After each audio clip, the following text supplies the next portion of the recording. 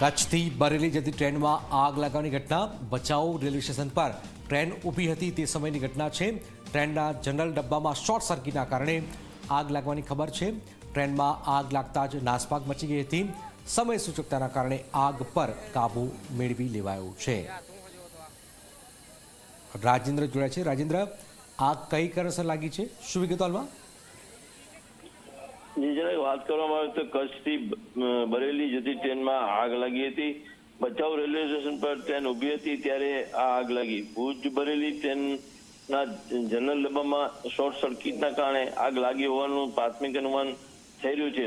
આગ લાગતા ટ્રેનના ડબ્બાની અંદર અફડાતફડી મચી હતી, લોકોનો નાસભાગ પણ મચી હતી। આગના ધુમાડા કોટમાં પહોંચ્યા એટલે લોકો બારીમાંથી બહાર નીકળવા લાગ્યા, કૂદવા લાગ્યા અને સમય સૂચકતા થી આગ પર કાબુ પણ મેળવી લેવાયો હતો। બિલકુલ બિલકુલ, આભાર રાજેન્દ્ર। તો આપ જોઈ રહ્યા છો, શોર્ટ સર્કિટના કારણે આગ લાગવાની ખબર છે। હાલાકી સમય સૂચકતાથી કોઈ ઈજા થઈ નથી। સુરતની અંદર કીર્તિ